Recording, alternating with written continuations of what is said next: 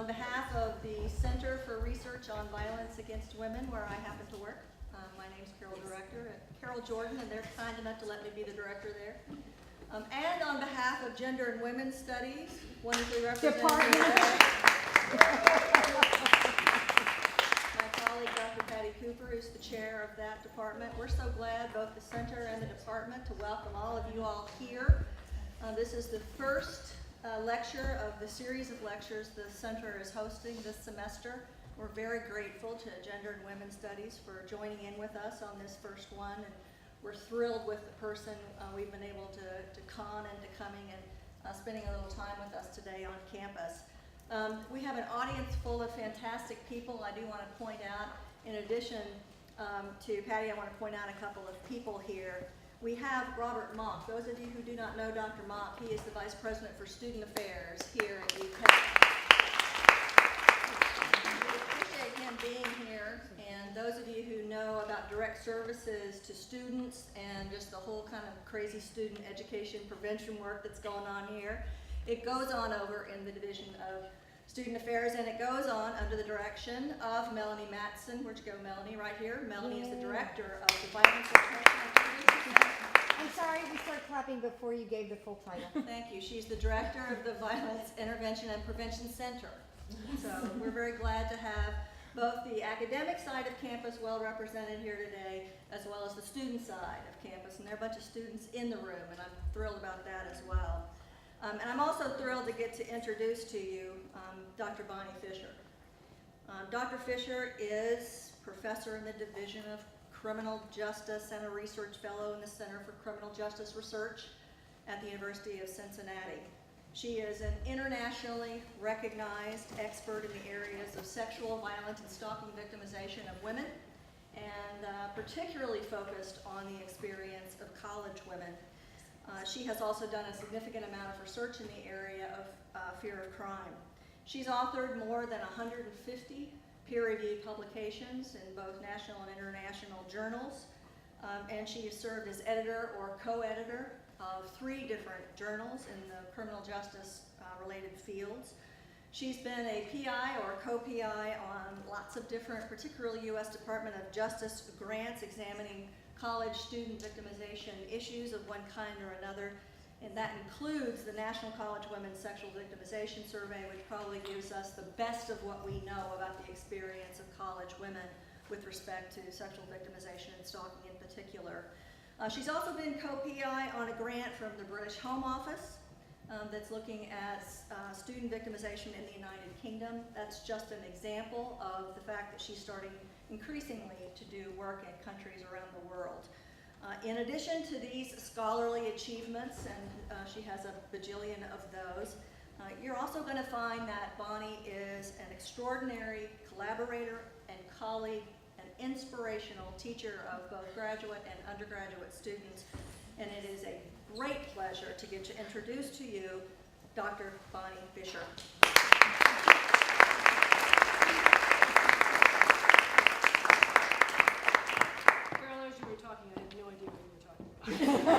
But I would like to meet your mother wrote that. She may have, I don't know. I want to thank all of you for inviting me here today. I'm looking forward to sharing some of my research with you today. This room is a little overwhelming, I must say. It's kind of daunting to see all these eyes on the wall sort of staring at you. But I'll try to keep my eye contact to the live audience at this point. And I'm going to talk today about sexual victimization against college women. Like many of us here today, I am committed to understanding and effectively addressing violence against college women, to lay the groundwork, shall we say, for this question that I've been pondering with respect to has the time come for a paradigm shift. What I'd like to do is thank the multidisciplinary team that I've been working with in terms of addressing issues concerning violence against women. Because to be perfectly honest with you, without our collaboration, I would not have been able to ponder and, more importantly, begin to address the question I just posed to you. And some of my collaborative colleagues are in the audience today. Here at the University of Kentucky, Ann Coker's here, Corinne Williams, Emily Clare. I didn't see Patty. Is Patty here? No. And we also have colleagues at the University of South Carolina, Suzanne Swan in particular, and also at the University of Cincinnati. I have several former graduate students who have worked with me in terms of looking at different issues concerning the sexual victimization of college women. So I'd like to thank all of them with respect to their help in helping me, if you will, think about this question as well as how to formulate some answers to this question. And like I said, without their help, I wouldn't have been able to come as far as I have. To begin, to answer the question that I posed about shifting the paradigm to address sexual violence against college women, I'm going to discuss 6 topics. I'm going to give you some background with respect to facts about violence against women. I'm going to also look at sort of the historical perspective with respect to what have the responses been to address sexual violence against college women. And I'm also going to talk about information about what do we know in terms of the current effectiveness of prevention strategies on campus. I'm going to provide you an overview of primary prevention, specifically focusing in on engaging in bystander intervention. And also I'd like to share with you some results from some recent published bystander intervention evaluations. And from in terms of what I've been working on, I'd like to also present to you the methodology and findings from a 3-campus evaluation of bystander intervention program that I'm currently involved in with my collaborators. So let's begin. To date, there's been 3 national level studies with respect to violence against college women. Some of you may be familiar with the first pioneering work that was done by Mary Koss and her colleagues, that work being sponsored by Ms. Magazine and the National Institute National Institute of Health. I'm sure most of you have heard the 1 in 4 statistic that is very widely cited with respect to Koss's work in terms of 1 in 4 college women have been sexually victimized since the age of 14. The second national level study that's examined the extent of sexual victimization among college women, I was actually the co-PI on this study, which was the National College Women Sexual Victimization Study that Carol referred to before. And in this study, we found that up to 25% of women may experience attempted or completed rape during college. And the third national level study that's been done to examine the sexual victimization of college women was recently done by Dean Kilpatrick and his colleagues at the University of South Carolina. And this study was primarily an update of his earlier 1990 work in terms of the report to the nation that looked at the extent of rape. And in this most recent study, what Dean found is that about 5% of college women were raped in the last year. About 2% were forcibly raped, and about 4% experienced drug-facilitated or incapacitated rape. And when you look at these findings more broadly, what we see is that college women are at a much higher risk of becoming a victim of sexual victimization. Just over 3 to about 6, they're about 3 to 6 times higher than women in the general population to have been raped or have experienced drug-facilitated or incapacitated rape. For many women, sexual victimization is not a one-time occurrence. For a substantial proportion of college women, many experience what we call repeat or recurrent sexual victimization. In the National College Women Sexual Victimization Study, we looked at repeat sexual victimization. And here when I'm talking about sexual victimization, I'm talking about completed and attempted and threatened rape. I'm also talking about sexual coercion and unwanted sexual contact with and without force. And here what we found is that about 16% of college women experienced at least one form of sexual victimization, and 47% were repeat victims during an academic year. We further looked at the extent of repeat rape, and of the 3% of college women who experienced rape, 23% were repeat rape victims, that is, experiencing 2 or more rapes during an academic term. And usually that second rape came within the same month as the first one. Also keep in mind that these women experienced 40% of all the rapes. So what we can see here is that sexual victimization of college women is very concentrated. Re-victimization of female college students accounts for a disproportionate number and percentage of all the different types of sexual victimization. Keep in mind that sexual victimization is not the only type of victimization that college women experience. When we look at different types of victimization that we experience, we can see from the American College Health Association that during the course of a year, 3% have been involved in a physically abusive intimate relationship. From the campus sexual assault study that I actually worked on in conjunction with Chris Krebs at Research Triangle Institute, we found that since entering college, 17% of college women were threatened or humiliated by a dating partner, and 6% had been physically hurt by a dating partner. Also in the National College Women's Sexual Victimization Study, we found that 13% of the women reported being stalked during the academic year, keeping in mind that a majority of those stalkers were current, either former boyfriends or girlfriends. Also keep in mind, this study was done in the mid-1990s. So when I talk about this 13% being stalked, it doesn't include cyber stalking. Now, as I just went through these statistics, I didn't mean to make your head spin or overwhelm you with statistics so early in my presentation. For those of you who are not numbers people, I will tell you what I tell my students when we're looking at victimization statistics. First, I tell them statistics are human beings with the tears wiped off. Second, and always keep this in mind, when you hear or read victimization statistics, we are talking about a lot of people who have shed gallons and gallons of tears. Tears aside for a moment, collectively, these statistics I just mentioned, as well as your experiences on campus, document a disquieting reality. Attending college is often not a safe haven for college women. This grim reality means that women all too often bear a significant cost for attending college. One that research tells us is widespread, it's serious, it's disruptive to their lives and damaging to their psychological and physical well-being. The bottom line is that victimization, especially sexual victimization of college women, touches not only their lives, but the lives of their friends and their family in very negative ways. So one question that arises from these statistics is how have campuses responded to the victimization have responded to sexual violence, sexual victimization of college students? What I'm going to give you are 3 examples that show campuses have and continue to respond to sexual victimization against college women from a criminal justice, legislative, and legal paradigm. And as I talk about this paradigm, keep in mind that this paradigm's focus is primarily responding after a sexual victimization occurs. And when we look at the criminal justice response, the first response by a university was in 1894 at Yale. Yale hired 2 New Haven police officers to routinely patrol their campus. And since that time, police have become a very, if you will, routine responders to sexual victimization.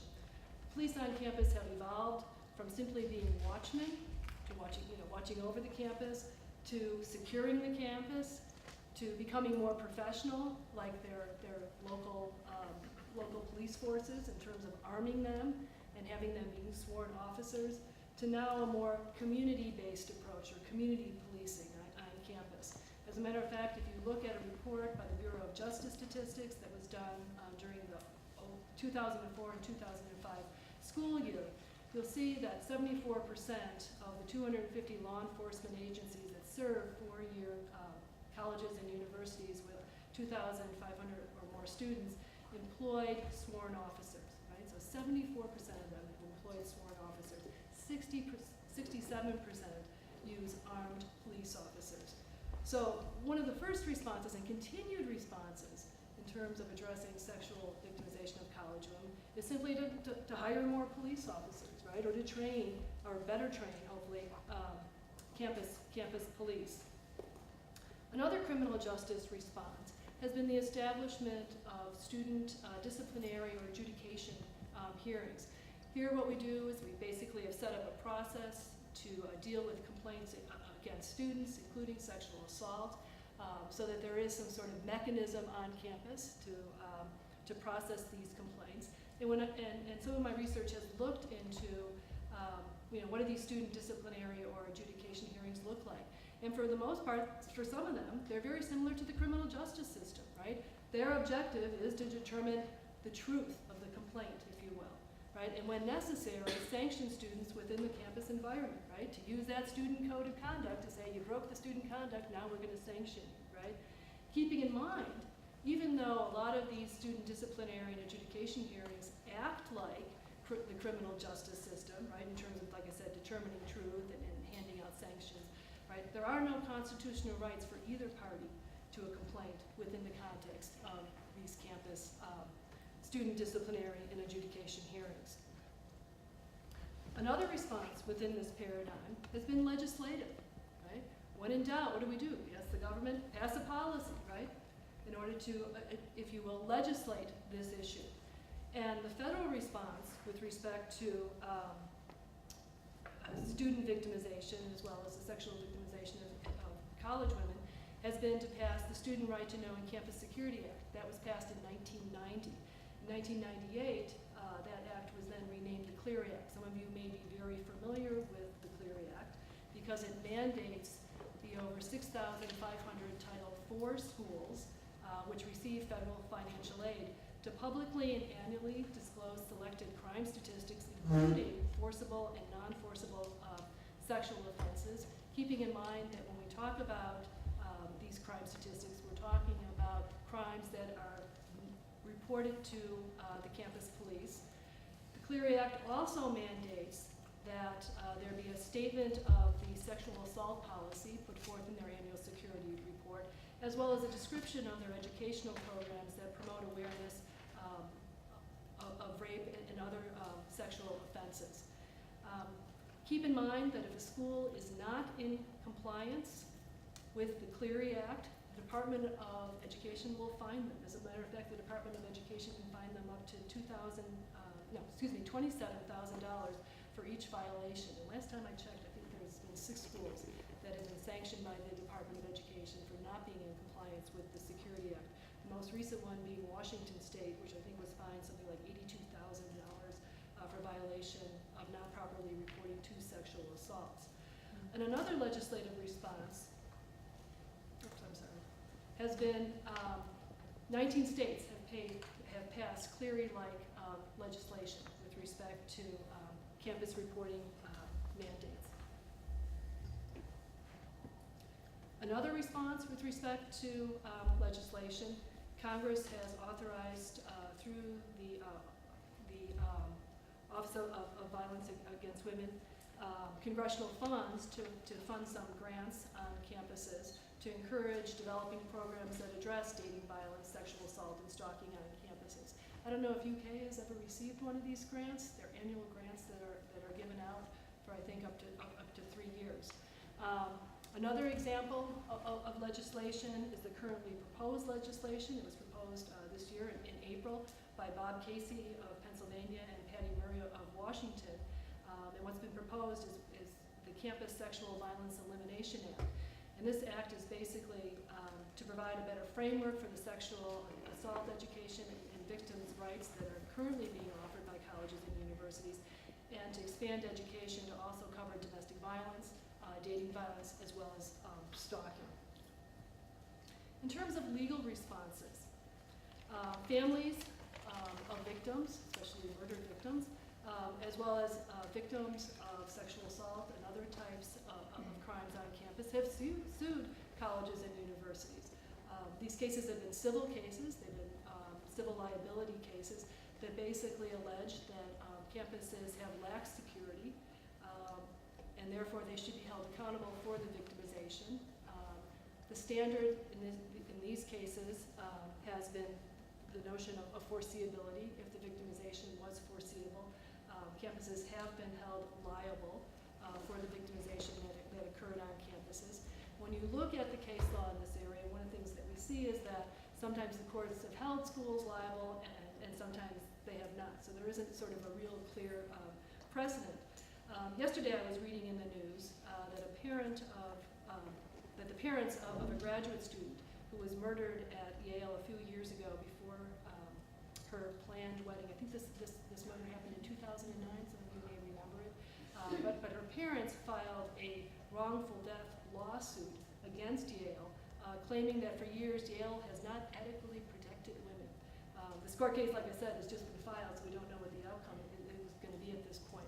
But there have been plenty of lawsuits, I can assure you, filed against campuses trying to hold them accountable for sexual victimization on campuses. And like I said before, sometimes the families or the victims have won and sometimes they haven't.